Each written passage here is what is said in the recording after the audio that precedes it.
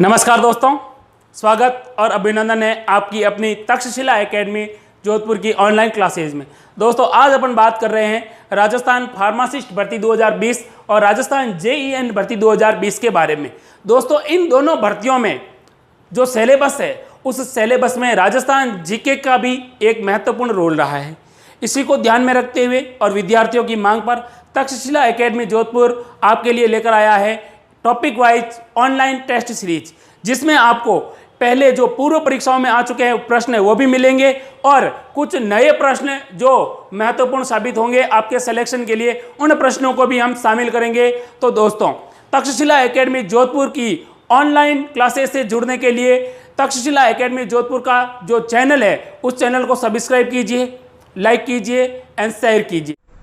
पहला सवाल देखिए दोस्तों, क्या लिखा है स्क्रीन पर। कौन सा त्योहार होली के लगभग एक पखवाड़े बाद मनाया जाता है। यानी राजस्थान का ऐसा कौन सा त्योहार है जो होली के एक पखवाड़ा लगभग 7 दिन बाद में मनाया जाता है। 4 ऑप्शन है, तीज है, गणगौर है, घूमर है और गौरी है। दोस्तों चैत्र महीने में एक त्योहार मनाया जाता है जिसका नाम है गणगौर। क्या मनाया जाता है? गणगौर। और गणगौर कब मनाया जाता है? होली के लगभग 7 दिन बाद में, चैत्र माह में। किस माह में? चैत्र माह में यह त्योहार मनाना प्रारंभ हो जाता है।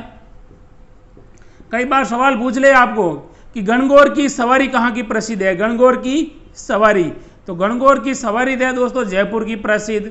लेकिन अगर एग्जाम में पूछ ले गुलाबी गणगौर कहाँ की है, गुलाबी गणगौर, तो ये है नाथ द्वारा की। कहाँ की है? नाथ द्वारा राजसमंद की है। और यहाँ पर होली के दिन गुलाल से खेली जाने वाली जो होली है उसको गुलाबी गणगौर कहा जाता है। ये होली या फिर कह सकते हो कि पूर्ण रूप से गुलाल से मनाई जाती है। तो गणगौर चैत्र माह में सवारी, जो गणगौर की सवारी है वो कहाँ की प्रसिद्ध है?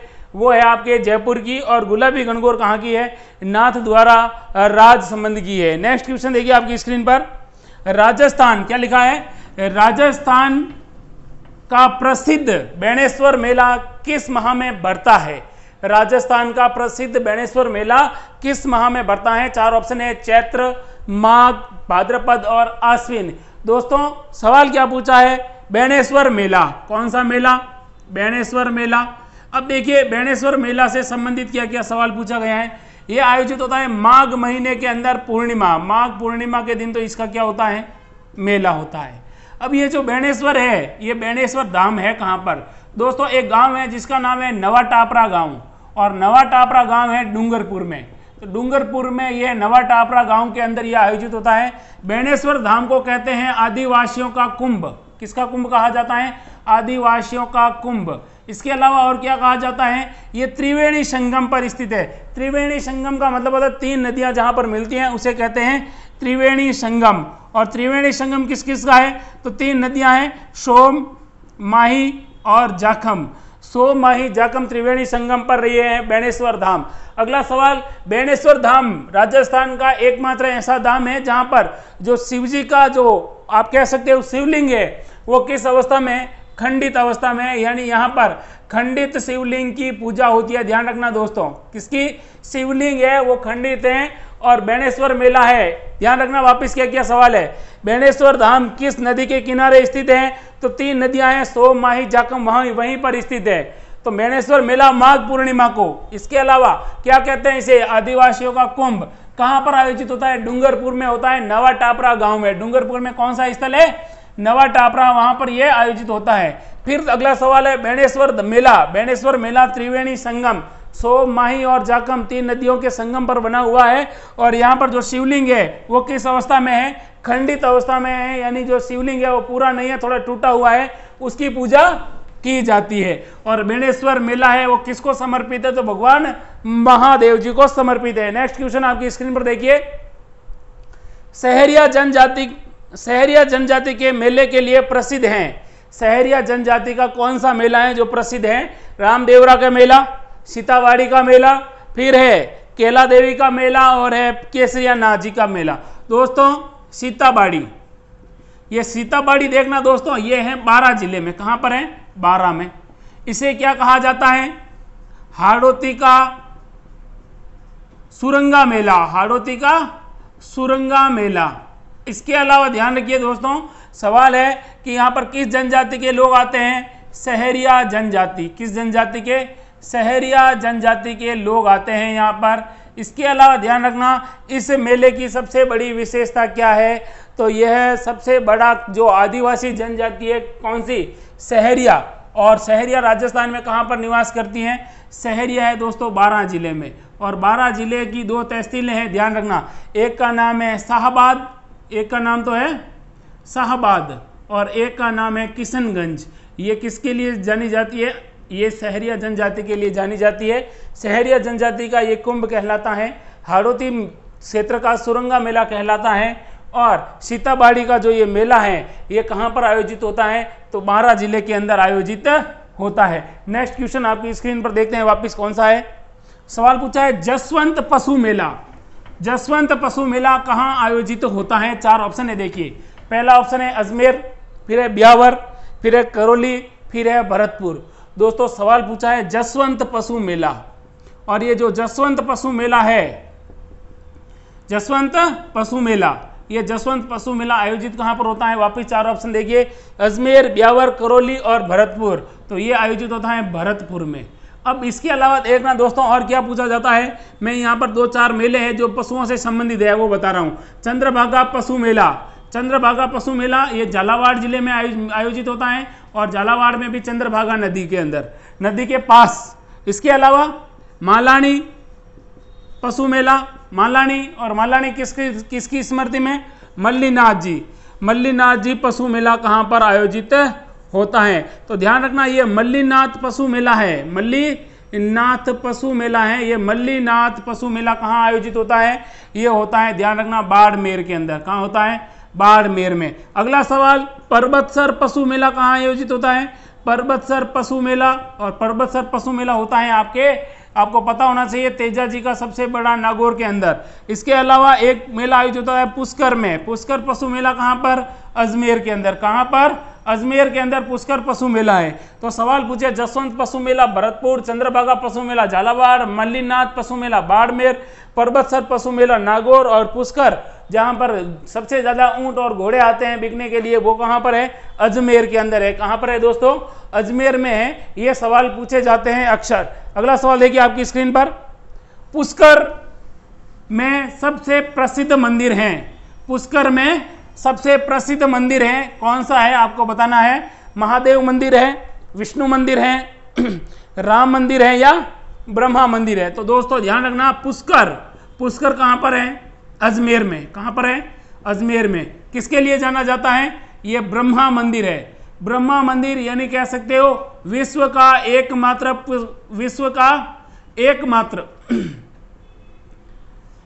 मंदिर है ये ब्रह्मा मंदिर। इसके अलावा अब तो और हो गए हैं, जैसे एक तो आपके बांसवाड़ा जिले में है, और एक और है बाड़मेर जिले में। तो बांसवाड़ा में भी है, और बाड़मेर जिले के अंदर भी है, आसोतरा के अंदर। बाड़मेर में कहाँ पर? आसोतरा के अंदर ये मेला, ये इनका मंदिर है। लेकिन सबसे प्राचीन और विश्व का उस समय का एकमात्र मंदिर है, वो है ब्रह्मा मंदिर। वो कहाँ है? पुष्कर। इसका निर्माण किसने करवाया था? तो एक व्यक्ति था जिसका नाम था गोकुल चंद पारिक, और गोकुल चंद पारिक ने यहाँ पर क्या बनवाया था? मंदिर बनवाया था। पुष्कर के पास ही ध्यान रखना दोस्तों सावित्री मंदिर है। किसका मंदिर है? सावित्री मंदिर। तो अक्सर सवाल पूछ लिया जाता है कि ये सावित्री मंदिर कहाँ पर स्थित है। अगला सवाल देखिए आपकी स्क्रीन पर, जल झूलनी 11 कब मनाई जाती है? जल झूलनी 11 कब मनाई जाती है? 4 ऑप्शन है, कार्तिक शुक्ल एकादशी, फिर दूसरा ऑप्शन है चैत्र कृष्ण एकादशी, माघ कृष्ण एकादशी, या फिर भाद्रपद शुक्ल एकादशी। तो देखिए दोस्तों, जल झूलनी एकादशी पूछा है, किसकी? जल झूलनी एकादशी कब मनाई जाती है? इसको जल झूलनी, इसको देव झूलनी 11 भी कहते हैं, देव झूलनी 11 भी कहते हैं। अब देखिए ये कब मनाई जाती है? भाद्रपद महीने में। और भाद्रपद महीने की कब? भाद्रपद में भी शुक्ल पक्ष आता है, शुक्ल पक्ष मतलब चांदना पग, और इस दौरान क्या मनाई जाती है?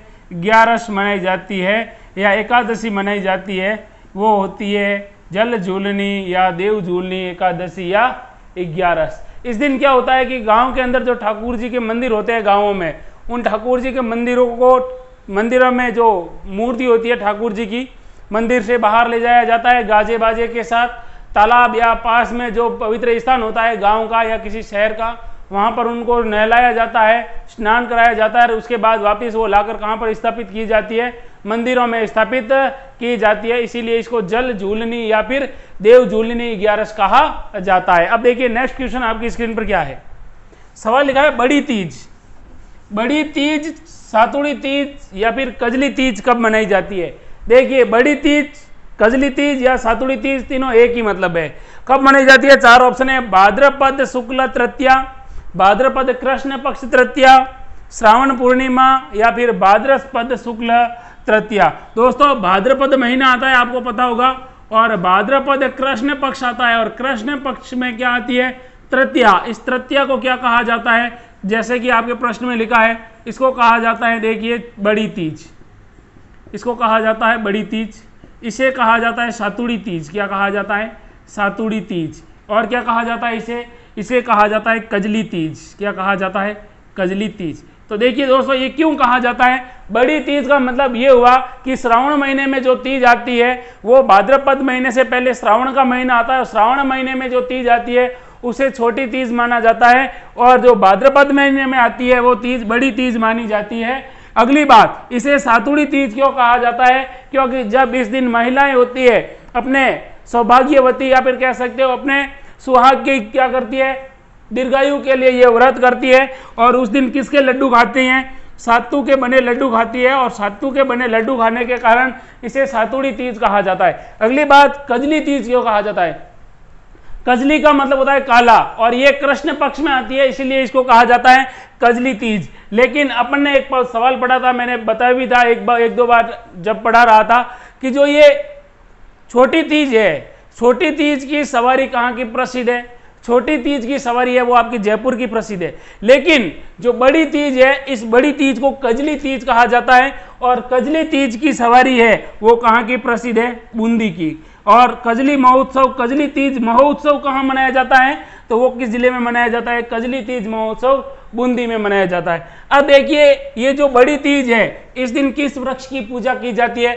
तो आप लोगों को पता होना चाहिए, नीम वृक्ष की पूजा की जाती है। इस दिन जो महिलाएं होती है वो क्या करती है? सबसे पहले व्रत रखती है। व्रत रखने के बाद शाम के समय जब सूर्योदय होता है, उसे शाम के समय जब चंद्रोदय होता है, चंद्रमा दिखता है, तो चंद्रमा को देखने के बाद चंद्रमा को अगरिया जल चढ़ाती है, उसके बाद अपना व्रत खोलती है। तो ध्यान रखना दोस्तों, ये जो त्योहार है भाद्रपद कृष्ण पक्ष तृतीय का, इसे बड़ी तीज, सातुड़ी तीज या कजली तीज भी कहा जाता है।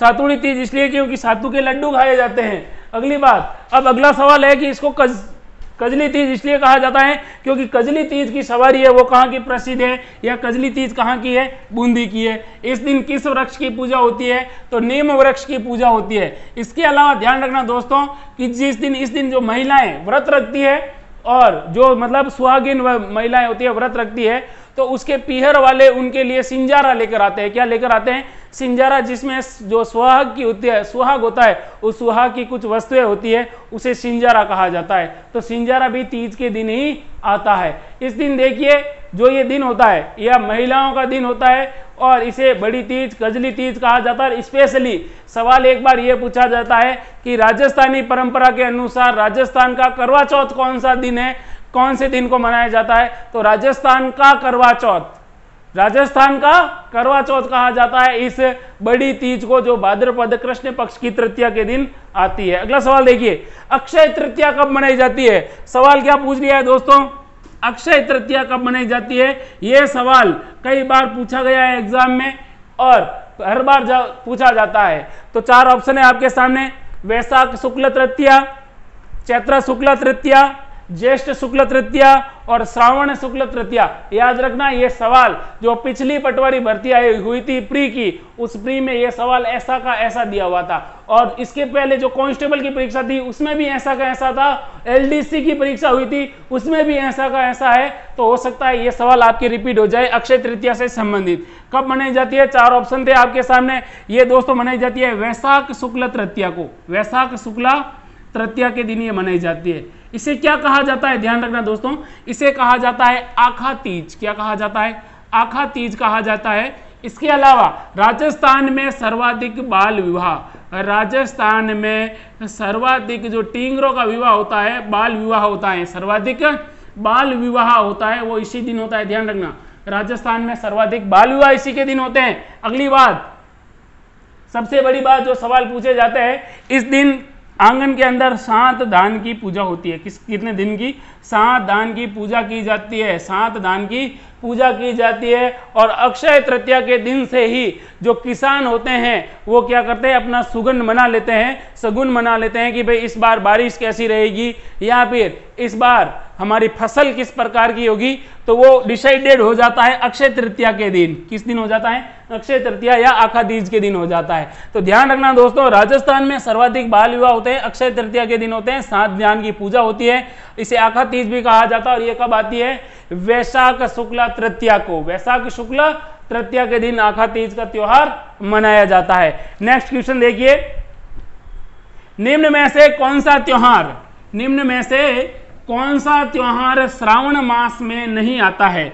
यानी 3-4 त्योहार है, एक उनमें से श्रावण महीने में नहीं आता है, वो बताना है। रक्षाबंधन, जन्माष्टमी, नागपंचमी और तीज। दोस्तों जन्माष्टमी, जन्माष्टमी का मतलब ये हुआ कि भगवान कृष्ण का जन्म, कृष्ण का क्या हुआ था? जन्म हुआ था। अगली बात, ये भाद्रपद महीने में आती है, कृष्ण पक्ष की अष्टमी को। भाद्रपद में कृष्ण पक्ष आता है और कृष्ण पक्ष की क्या होती है? अष्टमी। इस दिन ये क्या होती है? जन्माष्टमी मनाई जाती है। अगर यहाँ पर राधा अष्टमी होती तो आपका श्रावण सही होता कि भाई श्रावण महीने में आती है, लेकिन जन्माष्टमी है वो कौन से महीने में आती है? वो आती है आपके भाद्रपद महीने में। बाकी नागपंचमी है वो भी आपके श्रावण महीने में आती है, श्रावण के अंदर पंचमी के दिन। इसके अलावा तीज है, जिसे मैंने छोटी तीज कहा था, जो कि छोटी तीज की सवारी अपने जयपुर की प्रसिद्ध है, तो ये भी श्रावण महीने में आता है। अगला सवाल देखिए, जैन समुदाय द्वारा पर्युषण पर्व किस माह में मनाया जाता है? एक पर्व है जिसका नाम है पर्युषण। क्या नाम है? पर्युषण एक पर्व है, ये किस महीने में मनाया जाता है और ये किस धर्म से संबंधित है? तो जैन धर्म से संबंधित है। 4 ऑप्शन है आपके सामने, आश्विन मास, श्रावण मास, फिर कार्तिक मास और फिर है भाद्रपद मास। दोस्तों ये जो पर्युषण है, ये पर्युषण मनाया जाता है भाद्रपद मास में। कब मनाया जाता है? सॉरी, ये मनाया जाता है श्रावण मास में, श्रावण और भाद्रपद मास में। लेकिन अब यहाँ पर दोनों हैं तो अपन प्रायोरिटी किसको देंगे? श्रावण मास को ही देंगे। अगली चीज देखिए कि जो पर्युषण का मतलब क्या होता है कि जो जैन समुदाय के जो लोग होते हैं उनमें ऐसा मानना है कि आपने अपने जीवन में जो भी कुकर्म किए, यानी कुकर्म का मतलब है कि आपसे जाने अनजाने में कोई गलतियां हो गई हैं, तो आप इन दिनों में ईश्वर को याद करोगे तो ईश्वर आपकी सारी गलतियां हैं वो क्या कर देगा? माफ कर देगा। इसीलिए पर्युषण त्योहार है वो जैन धर्म का प्रसिद्ध है, ध्यान रखना। तो कई बार एग्जाम में सीधा सीधा सवाल पूछा जाता है कि निम्न में से कौन सा त्योहार जैन धर्म का नहीं है या जैन धर्म का है? तो पर्युषण है वो जैन धर्म का है। अगला सवाल देखिए, इलोजी की सवारी निकालने की परंपरा है। इलोजी की सवारी निकालने की परंपरा है। 4 ऑप्शन है, उदयपुर है, बिनाई है, ब्यावर है और बाड़मेर है। दोस्तों सवारी किसकी पूछी है? इलोजी की। किसकी पूछी है? इलोजी की। तो इलोजी की सवारी वो कहाँ की है? बाड़मेर की। कहाँ की है? बाड़मेर की। इलोजी किसके पति थे? तो ये ध्यान रखना, होलिका के पति थे, होलिका के पति थे। इसके अलावा जो कुंवारे लोग हैं, कौन? कुंवारे लोग हैं और जो कुंवारे लड़के हैं जिनकी शादी नहीं हो रही है, अगर वो इलोजी की रेगुलर प्रार्थना करे तो हो सकता है कि इलोजी इनकी प्रार्थना सुनते हैं और इनकी शादी हो जाती है। तो किसी व्यक्ति की जब शादी नहीं होती है, ऐसा कहा जाता है, इलोजी की पूजा करते हैं, इलोजी को प्रसाद में कुमकुम चढ़ाया जाता है, मौली चढ़ाई जाती है, तब इलोजी खुश हो जाते हैं और इनकी क्या हो जाती है? शादी हो जाती है। इलोजी की सवारी कहाँ की है? बाड़मेर की है। अगली बात, इलोजी कौन थे? इलोजी थे कौन? अपने होलिका के पति। अब ये जो जब होलिका होती है वो जब प्रहलाद होता है, प्रहलाद को गोद में बिठा के आग में बैठती है, तब प्रहलाद की जगह खुद क्या हो जाती है? जल जाती है। तब कहते हैं कि इलोजी को पता चलता है और इलोजी अपनी पत्नी से बेहद प्यार करते हैं और उस प्यार के चक्कर में ये क्या करते हैं? पागलपन बैठते हैं और इतना मतलब इधर उधर भागते हैं, लेकिन इनको वापस वो होलिका नहीं मिल पाती है तब कहा जाता है कि इलोजी है वो कहते हैं कि जिन लोगों की शादी नहीं होती है वो मेरी पूजा करेंगे तो उनकी क्या हो जाएगी, शादी हो जाएगी। तो इलोजी की सवारी बाड़मेर में है, ठीक है, वो प्रसिद्ध है। इलोजी को कुमकुम और वाली प्रसाद में चढ़ाया जाता है। अगला सवाल देखिए, राजस्थान में खेजड़ी वृक्ष की पूजा किस पर्व पर की जाती है? राजस्थान में खेजड़ी, जिसका प्रोसोपिस सिनेरेरिया वैज्ञानिक नाम है, उसकी पूजा कब की जाती है? तो 4 ऑप्शन है आपके सामने, गणगौर पर, तीज पर, होली पर या दशहरा पर। दोस्तों खेजड़ी की पूजा की जाती है दशहरा के दिन। कब की जाती है? इसकी पूजा होती है दशहरा के दिन। इसके अलावा ध्यान रखना, दशहरे के दिन ही भगवान श्री राम ने रावण का वध किया था और दशहरे के दिन ही शस्त्र पूजन होता है हिंदू परंपरा के अनुसार। अगली बात, खेजड़ी का वैज्ञानिक नाम पूछा जाए कभी भी एग्जाम में भूलना नहीं है, प्रोसोपिस सिनेरेरिया, प्रोसोपिस सिनेरेरिया। अगली बात कि जो ये खेजड़ी है, इस खेजड़ी को वेदों में क्या कहा गया है? तो खेजड़ी को वेदों में कहा गया है समी। क्या कहा गया है? समी। इसके अलावा इसे कहा जाता है राजस्थान का कल्प वृक्ष। राजस्थान का कल्प वृक्ष किस वृक्ष को कहा जाता है? खेजड़ी को कहा जाता है। और खेजड़ी को क्या कहा जाता है? खेजड़ी को कहा जाता है जाटी। क्या कहा जाता है? जाटी। 1981 में इसे किसका दर्जा दे दिया गया था? अपने राजस्थान का राज्य वृक्ष, राजस्थान का राज्य वृक्ष का दर्जा दे दिया गया था 1981 में। इसके अलावा ध्यान रखना दोस्तों, अगर राजस्थान के अंदर किस क्षेत्र में सर्वाधिक खेजड़ी के वृक्ष देखने को मिलते हैं? शेखावाटी क्षेत्र में। अगर जिला पूछे तो नागौर के अंदर राजस्थान में सर्वाधिक खेजड़ी वृक्ष के क्या है? पेड़ हैं। खेजड़ी से संबंधित जो जाति प्रसिद्ध है वो कौन सी है? विष्णुई। और विष्णुई संप्रदाय में पेड़ों के प्रति इतना लगाव है कि वो लोग कहते हैं सिर साटे तो रूख भी सस्तो जान। कहने का मतलब ये है कि अगर आपका किसी से मुकाबला हो और कहे आपसे कि मेरा एक सिर है वो काट ले और इस पेड़ को बचा ले, तो अपना पेड़ है वो महंगा है, अपना सिर है वो सस्ता है। यानी अपने शरीर से, अपने मन से भी महंगा, अपने तन से भी महंगा क्या है? खेजड़ी का वृक्ष है। अगला सवाल देखिए, बाबू महाराज का मेला कहाँ भरता है? दोस्तों सवाल क्या पूछा है? बाबू महाराज। और ये सवाल बहुत बार पूछा गया है पिछले एग्जामों में कि बाबू महाराज का मेला कहाँ आयोजित होता है। 4 ऑप्शन है, धौलपुर, उदयपुर, भरतपुर और बांसवाड़ा। तो बाबू महाराज का मेला है आपके, वो है धौलपुर जिले में। किस जिले में है? धौलपुर जिले में बाबू महाराज का मेला आयोजित होता है। अगला सवाल देखिए, गुरु गोविंद सिंह जयंती कब मनाई जाती है? गुरु गोविंद सिंह जयंती कब मनाई जाती है? 4 ऑप्शन है, पौष शुक्ल सप्तमी, पौष शुक्ल सप्तमी। फिर अगला है माघ कृष्ण सप्तमी, माघ कृष्ण सप्तमी। अगला सवाल देखिए, अगला ऑप्शन है वो है माघ शुक्ल सप्तमी। फिर है आपके पौष कृष्ण सप्तमी। गुरु गोविंद सिंह का जो जन्म हुआ था वो हुआ था पौष महीने के अंदर शुक्ल पक्ष, और शुक्ल पक्ष में भी कौन से दिन? सप्तमी के दिन। गुरु गोविंद सिंह सिखों के 10वें गुरु थे, 10वें गुरु थे। इसके अलावा ध्यान रखना दोस्तों कि गुरु गोविंद सिंह है, इन गुरु गोविंद सिंह ने गुरु परंपरा को समाप्त किया था और जो सिख थे उन सिखों की जो पवित्र पुस्तक है गुरु ग्रंथ साहिब, कौन है? गुरु ग्रंथ साहिब, इसी को क्या मान लिया था? गुरु मान लिया था। इसके अलावा गुरु गोविंद सिंह से बारे में ध्यान रखना दोस्तों, अगर सवाल पूछ ले आपको कि गुरु गोविंद सिंह ने ही सबसे पहले क्या स्टार्ट कर दी थी? इन्होंने क्या किया था? शुरू सिखों के अंदर सेना को भी लेना शुरू कर दिया था। तो ध्यान रखना, गुरु गोविंद सिंह पौष शुक्ल सप्तमी के दिन इनका जन्म होता है। सिखों के 10वें गुरु थे। गुरु ग्रंथ साहिब जो इनकी प्रमुख पुस्तक है उनको गुरु मान लिया गया था। ये गुरु गोविंद सिंह बारे में सवाल पूछे जाते हैं।